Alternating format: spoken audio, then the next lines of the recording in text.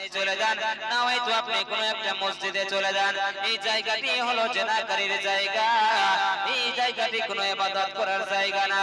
আল্লাহর ওলি বায়েজিদ বুস্তামি রাহমাতুল্লাহি আলাইহি যিনি আপনার বলতেছে ও নকরানি তোমাকে কে পাঠিয়েছে? বলে আমাকে ওই জেনাকারী মহিলা পাঠিয়েছে। বলে ওই জেনাকারী মহিলাকে তুমি আমার কাছে নিয়ে আসো। ওই নকরানি বলছে হুজুর আপনি কি জানেন ওই জেনাকারী মহিলার রেটটা কত টাকা? নকরানি বলছে হুজুর আপনি কি জানেন যে ওই জেনাকারী মহিলার আপনার রেট কত টাকা? আল্লাহর ওলি বলছে কত টাকা? আপনার নকরানি বলছে 200 টাকা রেট। বলেন সুবহানাল্লাহ। আল্লাহর ওলি বায়েজিদ বুস্তামি রাহমাতুল্লাহি আলাইহি ওই আপনার নকরানিকে বলল, ও নকরানি তবে ঠিক আছে ঠিক আছে, আমি আপনার ওকে 200 টাকা দিতে রাজি আছি। যাও তুমি ওকে আমার কাছে নিয়ে আসো। আপনার কিনা ওই জেনাকারী মহিলাকে আল্লাহর ওলি বায়েজিদ বুস্তামি রাহমাতুল্লাহি আলাইহির কাছে নিয়ে আসা হলো। আল্লাহর ওলি বায়েজিদ বুস্তামি রাহমাতুল্লাহি আলাইহি ওই জেনাকারী মহিলাকে জিজ্ঞেস করে, ও জেনাকারী মহিলা তোমার কত টাকা রেট? ওই জেনাকারী মহিলা বলছে, ও আল্লাহর বান্দা আমার রেট হচ্ছে 200 টাকা। আল্লাহর ওলি বায়েজিদ বুস্তামি রাহমাতুল্লাহি আলাইহি বলে, ও জেনাকারী মহিলা রে তোমাকে যদি আমি 200 টাকা দিয়ে দিই তাহলে কি তুমি আমার কথা শুনবে? জেনাকারী মহিলা বলছে হুজুর আমি আপনার সব কথা শুনবো। আল্লাহর ওলি বায়েজিদ বুস্তামি রাহমাতুল্লাহি আলাইহি যে আপনার হাতে আপনার 200 টাকা দিয়েছে, তখন আল্লাহর ওলি বায়েজিদ বলতেছে, ও জেনাকারী মহিলা রে যাও এবার তুমি ওযু করতে চলে যাও।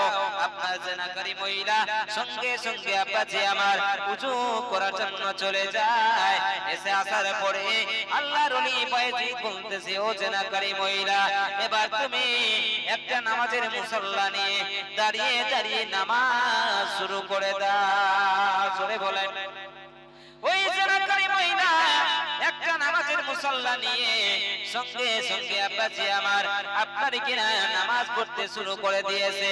বলার উদ্দেশ্য আব্বাজি আমার আল্লাহর ওলিরা যদি চায় 1 সেকেন্ডের মধ্যে আব্বাজি আমার একজন জেনাকারী মহিলাকে আপনার নামাজি বানিয়ে দিতে পারে। আল্লাহর ওলিরা যদি চায় 1 সেকেন্ডের মধ্যে একজন চোরকে আপনার ভালো করে দিতে পারে। আল্লাহর ওলিরা যদি চায় আব্বাজি আমার একজন ডাকাতকে আপনার ভালো করে দিতে পারে। আল্লাহর ওলিরা যদি চায় একজন আপনার জেনাকারী মহিলাকে আপনার 1 সেকেন্ডের মুহূর্তে আপনার ভালো করে দিতে পারে। এই আল্লাহর ওলিদের এত পাওয়ার দান করেছে আমার আল্লাহ তাআলা। শুধু তাই নয় বেরাদার, এই আল্লাহর ওলি এমনিতে হওয়া যাবে না। এই আল্লাহর ওলি কেমন করে হয় চলেন আপনাদেরকে শুনিয়ে যায়। আল্লাহর ওলির নাম শুনেছেন হয়তো আপনারা। আল্লাহর ওলি শেখ ফরিদউদ্দিন গঞ্জশকর রাহমাতুল্লাহি আলাইহি তিনি আপনার আল্লাহর ওলি কেমন করে হয়েছিলেন। একদিন মা জননী আব্বাজি আমার ফরিদের মা জননী এসে বলছে, বেটা ফরিদ রে নামাজ পড়লে আল্লাহ পাক চিনি দান করে। হযরতে ফরিদউদ্দিন গঞ্জশকর রাহমাতুল্লাহি আলাইহি তিনি আপনার চিনিকে ছোটবেলায় বড় পছন্দ করতেন। তাই মায়ের কথা শুনে হযরতে ফরিদউদ্দিন গঞ্জশকর রাহমাতুল্লাহি আলাইহি আপনার ওযু করার জন্য চলে যায়। ওযু করে আসার পরে আব্বাজি আমার নামাজের মুসল্লা বিছিয়ে আব্বাজি আমার নামাজ পড়তে আপনার শুরু করে দিয়েছে। আর মা জননী ওই আপনার নামাজের মুসল্লার ভিতরে একখানা চিনি পুড়িয়ে রেখে দিয়েছে। জোরে বলেন সুবহানাল্লাহ।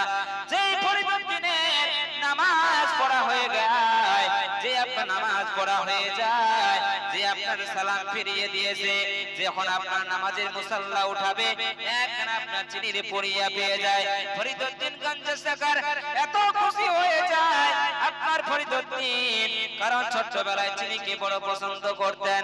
তাই হযরতে শেখ ফরিদউদ্দিন আব্বাজি আমার চিনিকে পাওয়ার পরে তিনি আপনার বড়ই খুশি হয়ে যায়। জোরে বলেন। হযরতে ফরিদউদ্দিন চিনি পাওয়ার পরে আপনার বড়ই খুশি হয়ে গেছে। তাই একদিন বন্ধুদের সঙ্গে খেলাধুলা আপনার করতে গেছে রাস্তার ধারে। হঠাৎ করে আব্বাজি আমার ফরিদউদ্দিন গঞ্জশকর রাহমাতুল্লাহি আলাইহি খেলাধুলা সেরে নামাজ পড়তে আপনার শুরু করে দিয়েছে। মা জননী চিন্তা করে আজকে যদি আমার বেটা ফরিদ চিনি না পায় তাহলে আর কোনদিন হয়তো আমার আল্লাহ তাআলার ইবাদত করবে না। ওগো আল্লাহ, যেই করে হোক এ আমার ফরিদের একখানা চিনির পুড়িয়া ব্যবস্থা করে দাও। আমার আল্লাহ তাআলার কি কুদরত, যখন আপনার ফরিদউদ্দিন ওই আপনার নামাজের মুসাল্লা উঠাবে, আল্লাহ তাআলার কুদরতে একখানা আপনার চিনির পুড়িয়া পেয়ে যায়। জোরে বলেন সুবহানাল্লাহ। যখন চিনির